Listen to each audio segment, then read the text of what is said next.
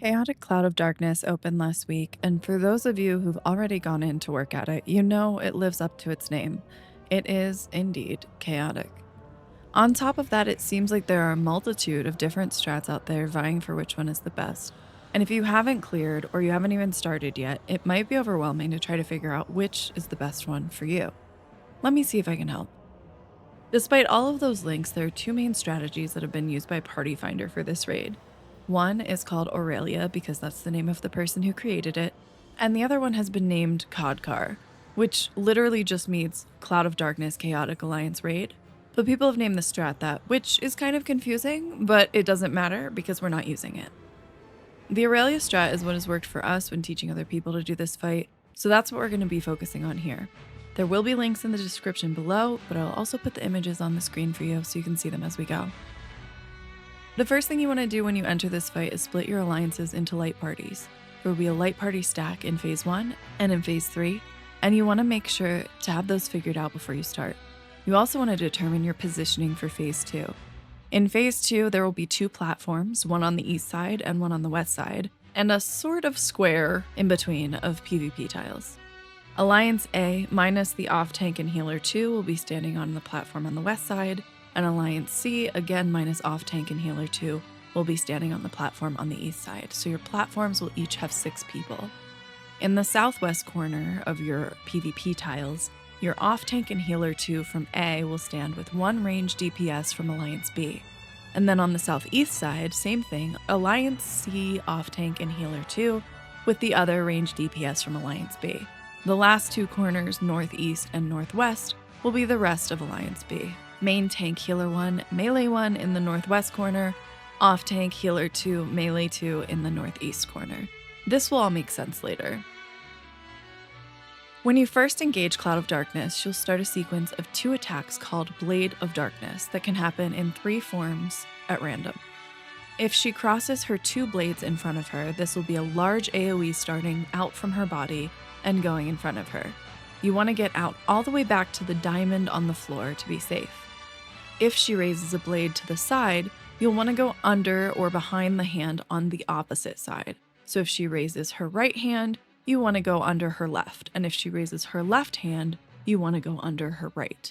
She will do 2 of these attacks, and the type and order will be random, so you need to watch the positioning of her hands to know which way is safe. If you get hit by this mechanic, you'll take some damage and also get a pretty nasty dot put on you, so try not to grief your healers. Next, she'll cast Deluge of Darkness, which is a raid-wide AoE that does a lot of damage, so make sure you're mitigating and you have shields and heals ready. Deluge of Darkness will also destroy part of the arena, leaving behind a sort of modified diamond shape. In the diamond phase, make a note of the 3 points at the east, west, and south of this arena, as we'll need those for later. The boss will also put a debuff on the tanks, so a tank swap will be necessary, typically somewhere between 5 and 7 stacks. I have seen someone live with up to 14 stacks in a pinch, but the very next hit destroyed them, so make sure you're swapping regularly. The next ability is one that really seems to trip people up, so I'm going to try to be as detailed as possible. Grim Embrace is essentially an attack that stores for later. She's going to tether the alliance in 2 different groups. One of the groups will be tethered while her hand is facing outward toward the raid, and the other will be tethered while her hand is facing back towards her. Like Blade of Darkness, the order in which she does the tethers will vary from pool to pool, so you have to pay attention to which way her hand is facing when she tethers you specifically. The tether will apply a debuff with a timer, and when your timer goes off, you'll be attacked by a hand. The position the hand is in when it attacks you will depend on which tether you are part of. If you are tethered with the hand facing out toward the raid, the hand will spawn in front of you and slap back. If you were tethered with her hand facing away from the raid, back toward her, the hand will spawn behind you and slap forward. This is how you determine which way you need to move in order to avoid the attack. If the hand is behind you, you move backward to avoid it. If it's in front of you, you move forward. When the timer expires, you'll receive a heavy debuff. But as long as you start moving when your timer has 1 second remaining, you'll have plenty of time to get out of the way.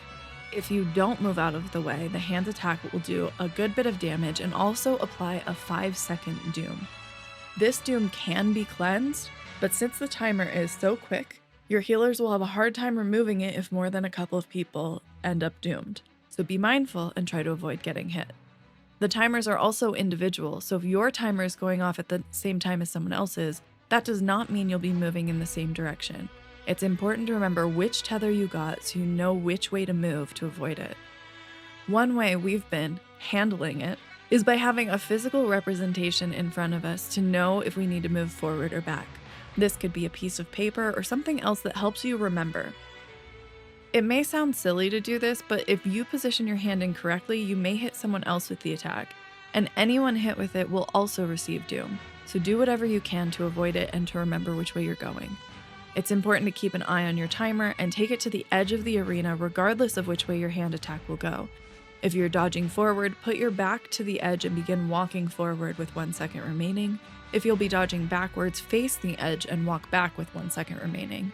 You can also use a gap closer to resolve this, but make sure you're positioned correctly before you do that. I've seen a lot of people say that the mechanics for this fight are random, and while they're not necessarily predictable, there is a pattern. So after Grim Embrace, you will have lasers shooting from the 2 larger sides of the arena. These are your typical line AoEs, and you'll want to take a look at the sides to see which will go off first, stand in a safe space, and then move into a new safe space after a laser fires. Each laser will only fire 1 time. One of 2 things will happen after the lasers. Either flares will go out, or you'll have a proximity-based attack, either Arrow 4 or Death 4. If flares go out, the next mechanic is your light party stack. If the proximity attacks happen, the first set of hand timers will go off, and then it'll be Alliance Wild Charge stack. So you can predict what will happen based on the mechanic that goes off after the first set of wall lasers. The proximity attacks will either be Arrow 4, which is a knockback, or Death 4, which is a pull-in with 2 pulses. If you get Arrow 4, positioning is extremely tight. Look for a square on the platform and stand at the tip of the edge of it to avoid getting crushed by the knockback circle and also falling off the platform. Death 4 is a pull-in mechanic with 2 AoE pulses. You want to move to the very edge of the arena and then wait until the first AoE resolves before going into the safe space it leaves behind. If you get hit by either the inside or the outside AoE, you will receive a Doom debuff. It's the same as the other one, 5 seconds, so try to avoid it if at all possible. Knockback immunity can be used for both Arrow 4 and Death 4, but it is important to remember that if you're going to use a knockback immunity, you need to still walk into that safe space of death in the middle after the first explosion. The Alliance stack is called Rapid Sequence Particle Beam, and it's a wild charge, so make sure your tanks are in front of your Alliance and you stand in a line together. This is a heavy-hitting AoE, it hits 6 times, so mitigation, shields, and heals are your biggest priority. If a tank is dead before this starts, you can still survive it with heavy shields and heals, but you'll probably lose someone in the process. Again, since this pattern is predictable, make sure that if you have the knockback or pull in after wall lasers, you immediately get to your Alliance stack after to prepare for the wild charge. If you don't get a proximity-based attack after the first set of wall lasers, you'll get flares. 3 flares will target 1 member of each Alliance. These can go on any member, not just tanks, so be prepared. If you have a flare, be prepared to go to the very corner point of the arena that we called out earlier. For A, this will be the west point, for B, it'll be south, and C will be east. Everyone else will need to stack tight under the boss's face to avoid taking too much damage from the flares. Remember that wall lasers are still going off during this phase, so be sure to let those resolve before moving into position, or you'll enter the flare phase at low health and likely die. Immediately after this will be your light party stacks. Make sure to quickly get into position after flares and top everyone off to prepare for the stack damage. From here we'll have some repeating mechanics. The Blades of Darkness from the beginning of the fight will return, followed by more proximity attacks, more hand timers, more wall lasers. She may also cast End Death or End Arrow, which will indicate that either a knockback or pull-in will be saved for later. Make a note of which is stored, as they occur directly after a Blade of Darkness, and you'll need to get into position very quickly to avoid being knocked off the platform or getting doomed. Break 4 is a petrify mechanic, and you'll need to be mindful of both where the boss is situated and 2 eye ads that are spawned on the side, and look away from all 3. If you get petrified, you can gap close sort of into the next mechanic, but you have a very short window of time. Once she's gone through these mechanics, Cloud of Darkness will cast Flood of Darkness, which will transition into phase 2. Just like with Deluge of Darkness, this is a heavy-hitting AoE, and you'll need to mitigate, shield, and heal. After this, make sure everyone's topped off and be prepared to mitigate and shield again, as your alliance will begin to split off into their phase 2 positions, but there will be another heavy AoE very quickly after the phase change. There will be a short amount of time for everyone to get into their positions on either the platform or their tiles before she destroys more of the arena. Remember the positioning we went over in the beginning and try to get to your spot as quickly as possible. She'll cast Dark Dominion, another heavy-hitting AoE, and these back-to-back AoEs have been known to cause wipes, so be careful. Once you get into position, you'll notice some ads have appeared. There will be 2 Stygian shadows, one on each platform, and 4 Atomos in the corner of the arena. Shadows need to be picked up by the platform tanks immediately so they do not leave their spots and buff the boss, and same with Atomoses, they have to be killed by range so they don't buff the boss and start taking out your healers. They're very squishy, so a couple hits should do it. It's also important for the platform tanks to face their ads true north to prepare for the next set of mechanics. In the space left by a dead Atomos will be a teleporter. This can be useful if someone has ended up in the wrong place, either because they went to a platform by accident or died and were raised there, as standing in it will give you a debuff that will teleport you when it expires. Make sure you target the teleport properly, otherwise you may yeet yourself off of the platform. This teleport can only be used to get from platform to tiles and not vice versa. The tiles surrounding Cloud of Darkness are PvP tiles, similar to E9S, and if you stand on them for too long, or if 2 people stand on the same tile, they'll disintegrate and drop you into the void. It seems the timing for this is about 30 seconds, which sounds very generous in theory, but with everything else going on in the fight, it's easy to forget, so make sure you're getting into a rhythm of refreshing as needed so you don't end up falling or panic refreshing and PvPing your neighbor. On the outside platforms, the ads will cast Third Art of Darkness and indicate what 3 attacks they'll be doing and in what order. If the ad holds 1 glowing orb, there will be a cleave on the side of the orb. If the ad holds 2 glowing orbs, you'll be in pair position. And if the ad's body itself is glowing, you'll be spreading. Your pair and spread positions will follow this diagram, with the tank and melee 1 as a pair positioned north, the healer and melee 2 as a pair positioned south, and the ranged paired together either west or east depending on which platform you're on. And then spreads will fan out around the ad in a semicircle, ensuring not to point any inside toward the boss or the people on the tiles. For pairs, the attack needs to be baited, so your inside pair member, tank, healer, or ranged will need to stand close to the ad on its hitbox, with the outside pair, melee or ranged, standing at max melee. Ads will cast Curse of Darkness, which will apply a debuff on players with a timer attached, and putting a glowing orb around your body. Once that timer expires, you will shoot a thin conal AoE out from your body in whichever direction you're facing, so keep an eye on your timer and make sure not to turn it toward your group or toward any player on tiles. Ads will also cast either Lateral Core Phaser or Core Lateral Phaser, indicating the order of another set of attacks. If core lateral, the attack will cleave to the sides and then to the center, meaning you want to be in the center first and then move out to the sides to dodge. If lateral core, it's the opposite. The attack will shoot through the middle first before cleaving to the sides, so stand at the sides and then move to the middle to be in the safe space. The platforms will also get towers, 2 on each platform, either north and south or east and west. These towers need to be soaked by 3 people each, with 2 DPS and a tank in one and 2 DPS and a healer in the other typically. However, who stands where isn't really important as long as 3 people soak each tower. While the ads are doing their thing, Cloud of Darkness is still being a menace. After Dark Dominion goes off, there will also be towers placed on the tiles, indicated with the ability Particle Concentration. There will be 2 towers per corner, with one requiring a single soak and the other requiring 2. Pay attention to positioning and move cautiously into place so as to not PvP your friends. If a tower falls on your tile, stay put. Someone will need to move to the adjacent tile if it's a 2-person tower. Any towers not soaked properly will result in raid-wide damage and a vulnerability up debuff applied to every raid member, so be sure to soak these properly. After this, she'll cast Ghastly Gloom, which can take 2 forms, indicated by the position of the clouds in front of her. If the clouds form a ring around her, the AoE will go off in a huge donut shape, and you'll want to move in to dodge in this pattern. If the clouds form a square around her with lightning shooting out toward the edges, the AoE will go off in a huge cross pattern, and you'll want to move out to dodge like this. Be aware that the platform teams will also need to dodge Ghastly Gloom, so be sure to keep an eye on her and move accordingly. Around this time, the Atomos will respawn, so be sure to kill them quickly. Curse of Darkness will be a raid-wide AoE, mitigate, and heal. After the first Ghastly Gloom, the ads will throw out seeds. You'll see a raid warning that says the Stygian Shadow sows a dark seed, and need to be prepared for 4 players to be marked with a seed debuff and a marker overhead.